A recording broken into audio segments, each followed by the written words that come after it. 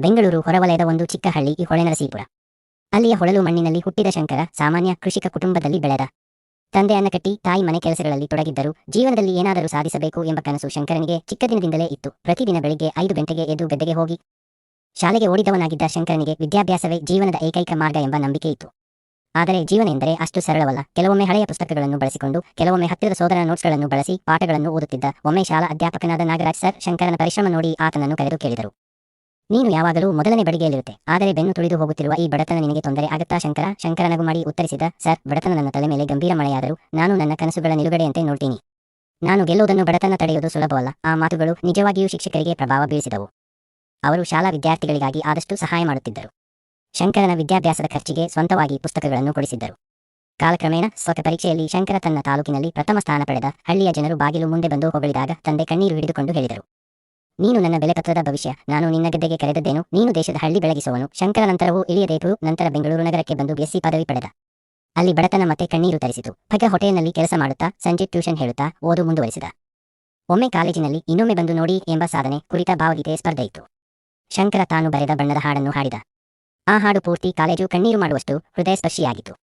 ಅದೇ ಹಾಡಿನಿಂದ ಶಂಕರನಿಗೆ ಪ್ರಥಮ ಬಹುಮಾನ ಬಂದಿತ್ತು. 5,000 ರೂಪೀಸ್ ನಗದು ಮತ್ತು ಪ್ರಖ್ಯಾತ ಲೇಖಕನೊಬ್ಬರಿಂದ ಪ್ರಶಂಸಾಪತ್ರ. ಇದೆಲ್ಲವನ್ನೂ ಬಿಟ್ಟು ಶಂಕರ ಒಂದು ಬದ್ಧತೆಯಿಂದ ಮುಂದುವರಿಯುತ್ತಿದ್ದ. ಕಾಲೇಜು ಮುಗಿಸಿದ ನಂತರ ಕಂಪನಿಯೊಂದರಲ್ಲಿ ಡೇಟಾ ಅನಾಲಿಸ್ಟ್ ಆಗಿ ಕೆಲಸ ಶುರು ಮಾಡಿದ. ಮೊದಲ ತಿಂಗಳ ವೇತನ ತಂದೆ ತಾಯಿಗೆ ಹಳ್ಳಿ ಕಳಿಸಿದಾಗ ಆ ಪೈಸೆಗಳಿಗಿಂತ ಹೆಚ್ಚಿನ ಆನಂದ ತಂದೆಯ ನೋಟದಲ್ಲಿ ಬಿಂಬಿತವಾಯಿತು. ಈ ಮಧ್ಯೆ ಹಳ್ಳಿಗೆ ಹಿಂದಿರುಗಿದಾಗ ಹಳೆಯ ಶಾಲೆಗೆ ಭೇಟಿ ನೀಡಿದ ಶಂಕರನನ್ನು ಮಕ್ಕಳು ಸುತ್ತುವರಿ. ಅಣ್ಣ, ನೀನು ಹೇಗೆ ಇಷ್ಟು ದೂರ ಬಂದೆ? ಅವನು ನಗು ಮಾಡಿ ಉತ್ತರಿಸಿದ, ನಾನು ಗಗನಕ್ಕೆ ಎದ್ದೆಲ್ಲ ನಾನೇ ಅಲ್ಲ. ನನ್ನ ಹಳ್ಳಿಯ ಮಣ್ಣು, ನನ್ನ ತಾಯಿಯ ಮುದ್ದು, ನನ್ನ ಶಾಲೆಯ ಶಿಕ್ಷಕರ ಆಶೀರ್ವಾದದಿಂದ ಇವತ್ತು ಇಲ್ಲಿದ್ದೀನಿ.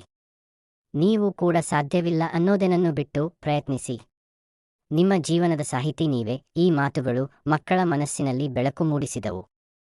ಆಗ ಶಾಲೆಯ ಪ್ರಾಚಾರ್ಯರು ಶಂಕರನಿಗೆ ಶಾಲೆಯ ಗೌರವ ಸನ್ಮಾನ ನೀಡಿದರು. ಈಗ ಶಂಕರವು ತನ್ನ ಹಳ್ಳಿಯಲ್ಲಿ ಉಚಿತ ತರಬೇತಿ ಕೇಂದ್ರವನ್ನು ಆರಂಭಿಸಿದ್ದಾನೆ. Data science, spoken English, competitive exams ತರಬೇತಿಯನ್ನು ಹಳ್ಳಿಯ ಮಕ್ಕಳಿಗೆ ಉಚಿತವಾಗಿ ನೀಡುತ್ತಿದ್ದಾನೆ. ತನ್ನ ಆದಾಯದಿಂದ ಪ್ರತಿನಿತ್ಯ ಕನಿಷ್ಠ 20 ವಿದ್ಯಾರ್ಥಿಗಳಿಗೆ ಮಧ್ಯಾಹ್ನ ಊಟವನ್ನು ಒದಗಿಸುತ್ತಿದ್ದಾನೆ. ಒಂದು ದಿನ ಪತ್ರಕರ್ತರು ಕೇಳಿದರು, ನೀವು ಈ ಮಟ್ಟಿಗೆ ಏಕೆ ಮುಂದಾಗಿದ್ದೀರಿ? ಶಂಕರ ಉತ್ತರಿಸಿದ, ಒಮ್ಮೆ ನನ್ನೂ ಸಹ ಸಹಾಯದ ಆಸೆ ಇಟ್ಟವನಾಗಿದ್ದೆ. ಇಂದು ನಾನು ಸಹಾಯ ಕೊಡೋವನಾಗಿದ್ದೀನಿ. ನನ್ನ ಜೇವೆ ನಾನು ಮಾತ್ರ ಏನೂ ಸಾಧಿಸಿಲ್ಲ. ನಾನು ತಂದುಕೊಟ್ಟ ಬೆಳಕು ಮಾತ್ರ ಇನ್ನೊಂದು ಜೀವನ ಬೆಳಗಲಿ ಅನ್ನೋದು ನನ್ನ ಆಸೆ. ಮೌಲಿಕ ಸಂದೇಶ: ಈ ಕಥೆಯ ಮೂಲಕ ನಮ್ಮೆಲ್ಲರ ಜೀವನದಲ್ಲಿ ಬರುವ ತೊಂದರೆಗಳು, ಬಡತನ, ಕಠಿಣತೆಗಳೆಲ್ಲವೂ ತಾತ್ಕಾಲಿಕ. ಶ್ರದ್ಧೆ, ಪರಿಶ್ರಮ ಮತ್ತು ಧೈರ್ಯ ಇರೆಂದರೆ ಯಾರೂ ನಮ್ಮ ಯಶಸ್ಸನ್ನು ತಡೆಯಲಾಗದು.